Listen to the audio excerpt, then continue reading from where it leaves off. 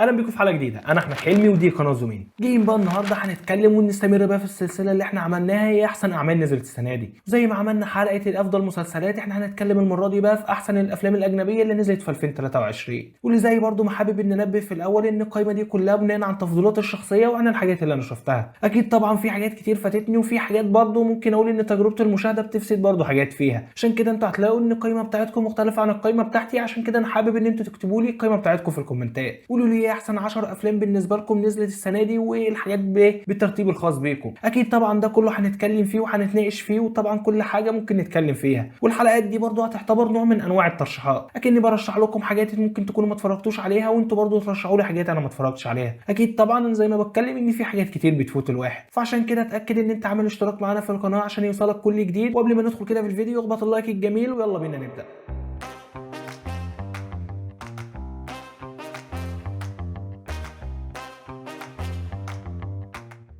يلا بينا ندخل بقى في قائمتنا على طول. بس اللي حابب انبه زي كل مره ان القائمه دي جاي ترتيبها بناء عن تفضيلاتي الشخصيه. يعني ممكن يكون في افلام ممكن اقول ان انا هذكرها في الاخر تكون هي احسن افلام بالنسبه ليكم. الحاجه دي حاجه عشوائيه وترتبط جدا بفكره انت بتشوفه امتى او طريقه مشاهدتك ليه عامله ازاي. الحاجه دي بتختلف من واحد للتاني، فعشان كده برضو زي ما بتكلم الحاجه دي ده الترتيب الخاص بيا، واللي هستنى برضو الترتيب الخاص بيكم اساسا تحت في الكومنتات. واول فيلم معانا هو فيلم سو اكس، او الجزء العاشر من سلسله سو الشهيره اللي تعتبر واحده من اشهر سلاسل الرعب اللي الواحد اساسا اتفرج عليها في تاريخه. واللي زي ما اتكلمت قبل كده انا مش من محبين افلام الرعب، لان السلسله دي تقريبا من الواحد صغير اتفرج على الاجزاء الاولى بتاعتها. بس الفيلم المره دي ممكن اقول انه قدر يعمل الجزء العاشر احسن كمان من الجزئين تقريبا اللي فاتوا، عشان الواحد يطلع ويتكلم عليه واللي يحطه فعلا من ضمن افضل 10 اعمال السنه دي. القصه بقى اللي جايه لنا المره دي، واللي هنرجع بقى لشخصيتنا الرئيسيه بتاعتنا، وهو الشخصيه اللي احنا عرفناها جو، اللي احنا ابتدينا معاه اول جزئين او اول الحكايه كلها، وان احنا عارفين اساسا ان قصته الرئيسيه. عشان بقى نرجع تاني اكننا بنرجع للماضي، وان احنا نشوف ايام ما كان مريض بالسرطان، وان هو سمع ان في تجربه بتحصل في المكسيك للشفاء من مرض السرطان، واللي قرر يسافر المكسيك بقى، واللي يدخل مستشفى هناك، واللي يتم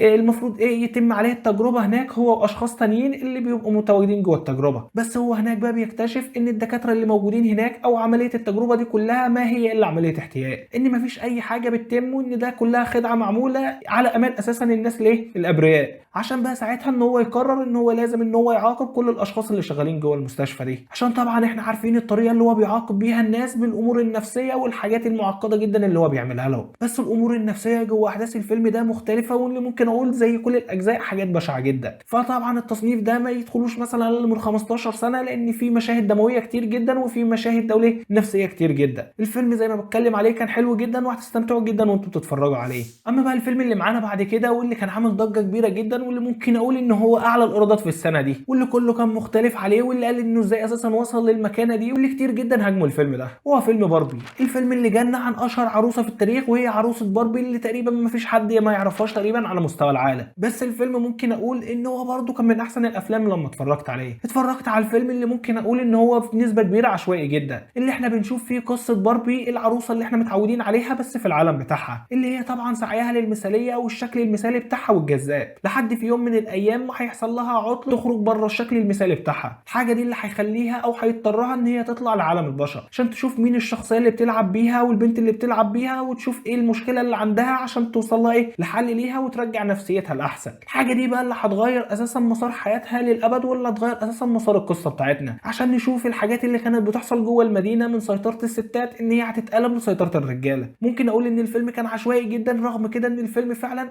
كان متميز جدا وهو بيقدم كل القضايا دي. بس زي ما بتكلم هي طبعا فيها اجنده نسويه شويتين، بس دي حاجه ما تمنعش ان الفيلم فعلا كان حلو، اللي كان اتقدم فيه برضو شويه حاجات ممكن تستمتع بيها جدا، خصوصا لو بتتفرج مع ناس تانية.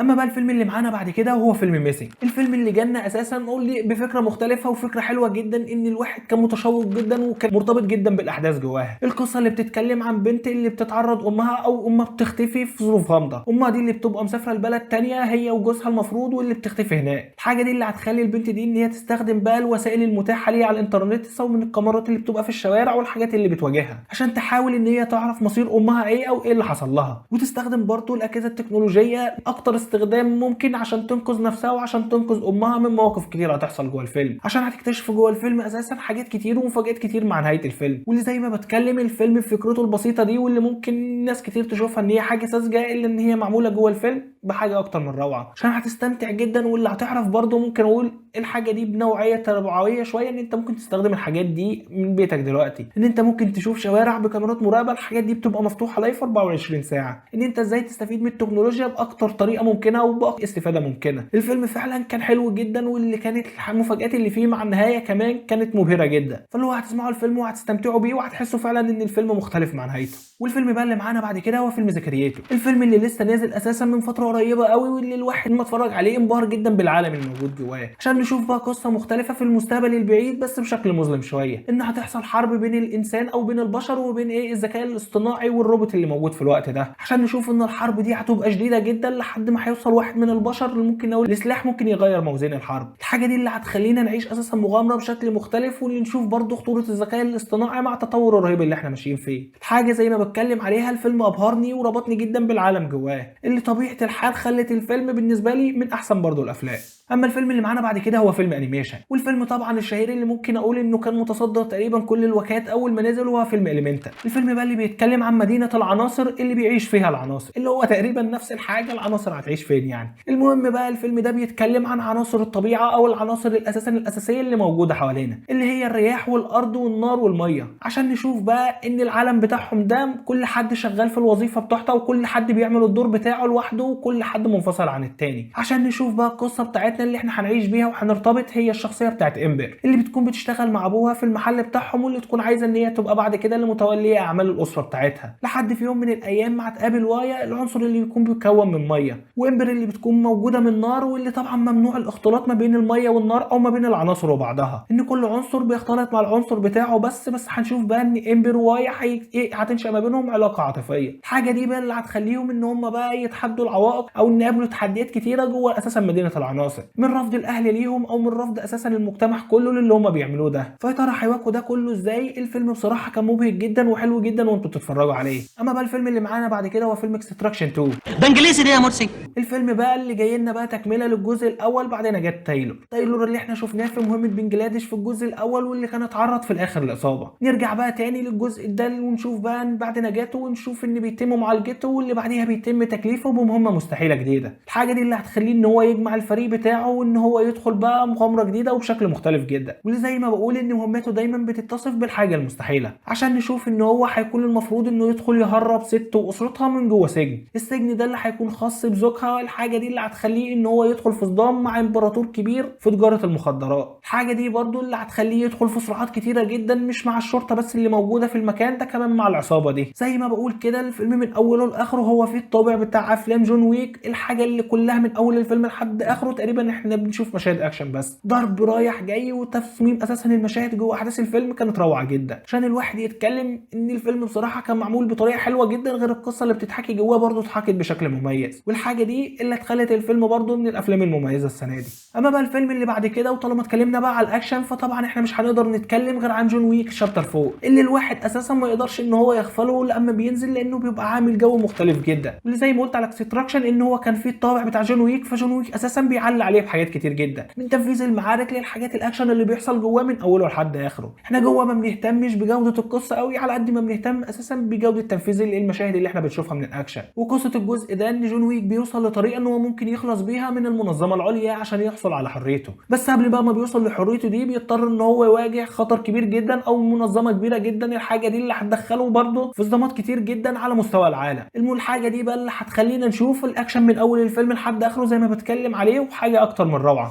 اما بقى الفيلم اللي قبل الاخير معانا واللي لا صوت يعلو على صوت اوبنهايمر، الفيلم اللي كان عامل ضجه كبيره جدا مع وقت نزوله وعرضه في السينمات، اللي كان عامل ضجه زي ما بتكلم عليها كانت حلوه جدا، واللي الفيلم فعلا يستحق الضجه دي كلها، اللي الواحد يتفرج عليه في السينما واللي اتفرج عليه بعد ما نزل، واللي استمتعت بيه في المرتين اساسا بكبر العالم اللي جواه، مع ان العالم يعتبر ضيق، عشان نشوفوا ان فيه كميه علماء كتير جدا وحاجات كتير جدا جواه. وقصه الفيلم اللي بتتكلم عن حياه اوبنهايمر الاب الروحي للقنبله النوويه، عشان نشوف بقى اجزاء من حياته قبل القنبله النوويه، واللي نشوف برضو اجزاء من حياته بعديها. ده غير طبعا الاجزاء الكبيره اللي احنا بنعيشها في مراحل تنفيذ القنبله النوويه ومشروع مانهاتن، عشان نشوف بقى كل الاجزاء دي كلها، وان هو ازاي ترأس اهم مشروع موجود اساسا في العالم كله، ازاي اساسا الحكومه امنته شخص زي ده ان هو يبقى مترأس كل العلماء دول، ايه الحاجات اللي وراه، ايه الاسرار اللي هتحصل له، ايه الحاجات اللي حصلت له بعديها، وليه تم اتهامه بالخيانه. ده كله اساسا معمول جوه الفيلم بحاجه اكتر من روعه. التفاصيل اللي كانت معموله جوه الفيلم، الحاجات اللي كانت جواه، ممكن اقول ان هي كانت دقيقه جدا وكانت حلوه جدا. وانت بتتفرج انت هتشوف اساسا كانت فكرتهم عامله ازاي قبل ما يخترعوها، وفكرتهم بقت عامله ازاي بعد ما اخترعوها. ازاي هو قال على نفسه اساسا ان هو بقى الاب الروحي للموت، او ان هو بقى ايه جالب الموت للعالم، عشان نشوف برضو الاثر النفسي على الاشخاص اللي ساعدوا في عمل القنبله النوويه الاولى، عشان نشوف بقى ده كله هيأثر في الناس ازاي. جوه احداث الفيلم انتوا هتستمتعوا جدا بيه، واللي زي ما بتكلم عليه رغم ان العالم بتاعنا صغير الا ان فيه شخصيات كتيره جدا، وانتوا بتتفرجوا هتستمتعوا جدا بيه، ورغم ان الفيلم مدته 3 ساعات الا انكم زي ما بتكلم مش هتحسوا بيهم تقريبا.